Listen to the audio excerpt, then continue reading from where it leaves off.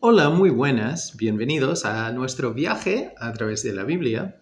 Hoy hemos llegado a un libro bastante complicado, bastante fuerte para leer, pero en ese contexto salen algunos de los versículos de los pasajes más impactantes. Entonces, estoy hablando del libro de Job. Yo conocía a un hombre que no era creyente y cuando él se encontraba con un creyente, él siempre decía: ¿tú no has leído el libro de Job? Si has leído ese libro, ¿cómo puedes creer en Dios? ¿Cómo puedes creer que Dios es un Dios bueno? Y entonces vemos el contexto de Job, que claro, Job era un hombre justo, según lo que pone en el principio. Y que ya entonces creía en Dios y ya intentaba agradecer a Dios. Y Satanás viene delante de Dios para decir: mira, pero ese hombre Job ya te va a maldecir. Sí, entonces ya empieza a presentar dos casos entonces, para decir que mira, Job solo te honra, solo te alaba por lo que tiene. Entonces ya empieza a decir: si tú le quites esto, entonces ya no te va a alabar. Entonces ya Satanás intenta mostrar que este hombre, y claro, en una forma más grande, decir: realmente los seres humanos solo te siguen si reciben o si tienen lo bueno. Pero en el momento de no tener, entonces ya te van a abandonar o te van a maldecir. Pero aquí lo que vemos en Job también es una lección para nosotros. Y es un desafío porque ¿cuál es nuestra actitud? ¿Alabamos a Dios solo cuando todo vaya bien? ¿Alabamos a Dios cuando tenemos buena salud, cuando tenemos la familia, cuando tenemos ya buena economía, cuando tenemos? O también cuando alabamos a Dios cuando ya estamos enfermos. Cuando el médico ya te dice que tienes una enfermedad grave. O ya cuando ya has perdido el trabajo. O cuando has llegado a un momento que no sabes cómo vas a llegar al fin del mes. ¿Sigues alabando a Dios? O en ese momento ya maldigas a Dios. O dices: ya no voy a seguir a ese Dios, porque no me da lo que quiero. Y eso realmente, esa actitud, realmente llegamos a un niño de 2 años. Si no me das lo que quiero, voy a portarme, voy a gritar, voy a llorar. Dios sigue siendo Dios. Y es un detalle importante ver que, claro, con un creyente, Satanás tiene que pedir el permiso de Dios. Porque Dios es soberano. Pero con alguien que ha rechazado a Dios, algo para pensar. Pero bueno, brevemente voy a leer un trozo de este libro y te animo a leer el libro porque al principio entonces vemos esta conversación en el cielo y después lo que pasa con Job y vienen sus amigos para apoyar, para ayudar. Y realmente los primeros días, la primera semana, entonces ellos están ahí para ayudar. Están ahí junto a Job y no dicen nada. Simplemente están ahí para apoyar, para estar, para mostrar que él aún tiene apoyo. Pero después abren sus bocas. Y ahí es donde ya meten la pata. Y ahí es donde ellos dicen muchas cosas que nosotros hoy en día podemos pensar. Y decir: mira, si hay algo mal en tu vida, si algo va mal, es porque tú has pecado. Pero eso no siempre es el caso. No hay una fórmula en la vida que si tú tienes fe, si vives bien, si sigues a Dios, tendrás todo perfecto. Hay grupos que predican eso. Pero entonces eso quiere decir que Jesús no hacía las cosas bien porque en su vida aquí todo no iba perfecto. En la vida de Pablo, en la vida de los otros apóstoles, ellos sufrieron. Entonces, ¿qué haces con eso? Entonces, Jesús mismo nos dijo entonces, que en este mundo tendremos aflicciones, pero podemos confiar porque Él ha vencido al mundo. Pero bueno, es bueno leer este libro para ver lo que dicen sus amigos. Porque a veces dicen algo que igual tiene algo de verdad, pero después ya en su aplicación van mal. Entonces nosotros tenemos que tener cuidado de nuestras actitudes hoy frente a alguien que está sufriendo. Entonces nuestro papel es apoyar. Entonces, vamos a leer en Job 19, pero hay otro pasaje que para mí llama mucho la atención, que es Job 13. Entonces ya en este contexto, los amigos han empezado a hablar y a acusar a Job y culpar a Job y decir que era por su pecado, por cosas que hacía. Y entonces ya él responde y ya en el contexto dice, bueno, es para defender su integridad. Entonces él dice en estos 13:13, escuchadme y hablaré yo, y que me venga después lo que viniere. ¿Por qué quitaré yo mi carne con mis dientes y tomaré mi vida en mi mano? He aquí, aunque Él, Dios, me matare, en Él esperaré. No obstante, defenderé delante de Él mis caminos. Es interesante porque, claro, Job no sabía nada de la conversación entre Dios y Satanás en el cielo. Pero realmente aquí responde a la acusación de Satanás. Porque él dice que aunque Dios me matare, yo seguiré esperando en Él. Entonces, o sea, no voy a abandonar a Dios. No le voy a maldecir. Aunque incluso la esposa de Job le decía, debes. Él decía que no. Y ahora vamos a ir a Job 19, donde sale otro pasaje ya importante. Entonces, en el 19, vamos a empezar en el 21. Entonces ya otra vez está en el contexto de sus amigos, ya han empezado ya segunda ronda de crítica, de acusar. Entonces Job dice, oh vosotros, mis amigos, tened compasión de mí, porque la mano de Dios me ha tocado. ¿Por qué me perseguís como Dios? Y ni aun de mi carne os saciáis. ¿Quién diese ahora que mis palabras fuesen escritas? ¿Quién diese que se escribiesen en un libro, que con cincel de hierro y con plomo fuesen esculpidas en piedra para siempre? Yo sé que mi Redentor vive y al fin se levantará sobre el polvo y después de deshecha está mi piel, en mi carne he de ver a Dios, al cual veré por mí mismo y mis ojos lo verán y no otro, aunque mi corazón desfallece dentro de mí.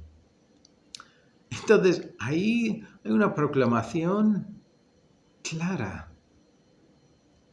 Entonces, primero, ya hablando con los amigos, dice, mira, ¿por qué estáis ya incluso devorándome a mí? ¿por qué no tenéis nada de compasión por mí? Y después repite otra vez que sus ojos están puestos, no en ellos, porque ellos no traen esperanza. Pero él sabe que su Redentor vive. Y al final, que él se levantará sobre el polvo y que Job verá a Dios. Él decía, en su carne. Entonces que él sabe cosas que no se sabían, que no se entendían en ese entonces. Es importante ver que nosotros tenemos todo esto. Job no tenía eso. Pero Job ya hace esta proclamación. Entonces, en medio de la crítica de sus amigos, en medio de todo el dolor de las pérdidas que ha tenido en su vida, ya de familia, de economía, de ya todo, en su mente, su identidad, su salud, todo, está ahí sufriendo. Y los amigos y su mujer están ahí ya echándole la culpa, diciendo, mira, tú has pedido esto. Su mujer todo el tiempo diciendo, mira, debes maldecir a Dios y morir. Eso sería lo mejor para ti. Entonces ya con todas las voces alrededor, criticando, acusando. Y él diciendo, mira, no tenéis nada de compasión. Es que he perdido todo. Incluso en el contexto dice, mira, si fuera verdad, aún así debes tener compasión de mí. Pero él sabe que su Redentor vive. No solo que vendrá, pero que vive. El Redentor, él que ya va a redimir, o sea, va a pagar un precio para poder dar el valor y librar la vida de Job. Sabe que su Redentor vive y al fin se levantará sobre el polvo. Y después en mi carne he de ver a Dios, al cual veré por mí mismo, y mis ojos lo verán y no otro, aunque mi corazón desfallece dentro de mí. Después sigue y dice, más debierais decir, ¿por qué le perseguimos? Ya que la raíz del asunto se halla en mí. Temed vosotros delante de la espada, porque sobreviene el furor de la espada a causa de las injusticias, para que sepáis que hay un juicio. Después de proclamar la verdad que el que sabe y el que hará las cosas y pondrá las cosas bien, que viene, entonces ya en ese contexto, ya vosotros debéis decir, ¿por qué le estamos persiguiendo? Mira, está sufriendo. Entonces, porque viene un juicio. Entonces, hoy, un poco más corto el vídeo, pero te animo a leer este libro y pensar en este contexto. ¿Qué dirías tú? ¿Cómo responderías tú? ¿Dónde pondrías tú tu fe? En el contexto de todo lo que había pasado con Job. Y todos los ataques verbales ahora en este contexto. No hay nadie ahí soportando, apoyando, animando. No hay nada ahí simplemente que le abraza a Job, diciendo, mira, lo siento mucho, estoy aquí. Entonces no hay ese tipo de apoyo, solo crítica y acusaciones. Y al final del libro, entonces ya Dios entra en el escenario y primero habla a Job y corrige a Job. Entonces igual en ese momento ya los otros están ahí diciendo, jaja, mira Job, presta atención. Pero después Dios cambia la dirección y habla ya sobre lo que los otros habían dicho y lo que ellos tienen que hacer frente a Job. El libro de Job es un desafío para nosotros. Entonces ya la gente que dice, mira, ese Dios es un Dios malvado que puede hacer eso a un individuo. Pero este libro realmente no trata eso. Nos enseña varias cosas. Nos enseña que hay uno que nos quiere destruir y quiere hacer daño al corazón de Dios. Entonces ya en el Nuevo Testamento cuando se pone que Satanás es como un león rugiente buscando a quien puede devorar, aquí vemos que eso es realidad. Y vemos también en este libro que Dios siempre estaba ahí con Job. Oía todo. Y estaba ahí presente con Job para ayudarle. Y al final responde en una forma poderosa. Es un caso especial. Pero a la vez también vemos que le agrada a Dios cuando tengamos fe. No fe que depende de lo que tenemos, lo que recibimos, ni tampoco de oraciones contestadas. Pero fue puesto no en los resultados, pero fue puesto en Dios. Y el Dios vivo, el Redentor que vive. Porque, como Job decía, incluso si me matare, esperaré en Él. Incluso si no veo lo que quiero, esperaré en Él. Incluso si no me sana, creeré y esperaré en Él. Incluso si mi vida no va mejor, o si hay voces por todo el alrededor que me ataquen, que me acusen, esperaré y confiaré en mi Señor. Nosotros tenemos la ventaja que nosotros miramos atrás. Ya vemos el sacrificio de Jesús, el Hijo de Dios, Dios con nosotros, ahí en la cruz, pagando por nuestros pecados, mostrando el amor de Dios, el amor incondicional, que no nos pide hacer las cosas perfectas para recibir su perdón, su amor.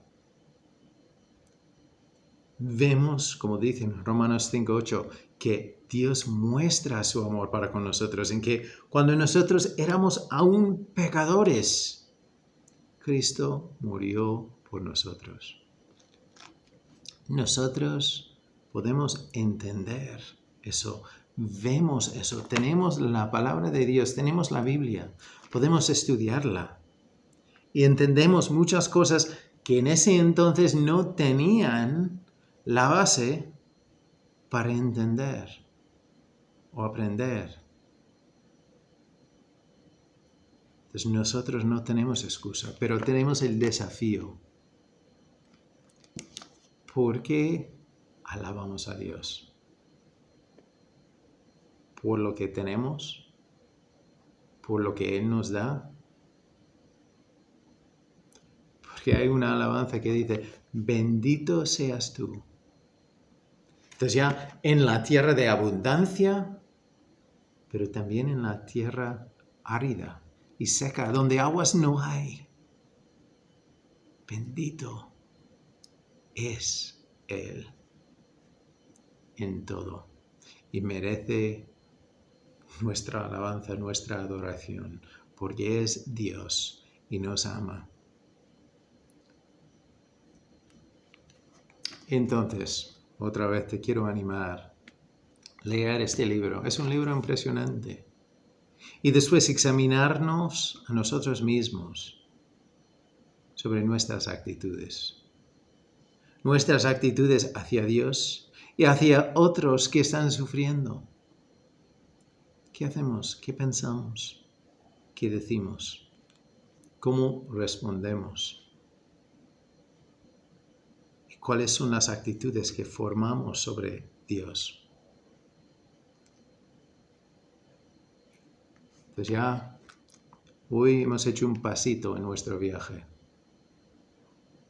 Pero Dios nos quiere enseñar más y más sobre su fidelidad y sobre la verdad que hoy, ahora mismo, ve lo que llevamos en nuestras vidas. Él sigue llamándonos a nosotros mismos para venir y cenar y pasar tiempo con Él. Bendiciones y nos veremos aquí muy pronto en nuestro viaje.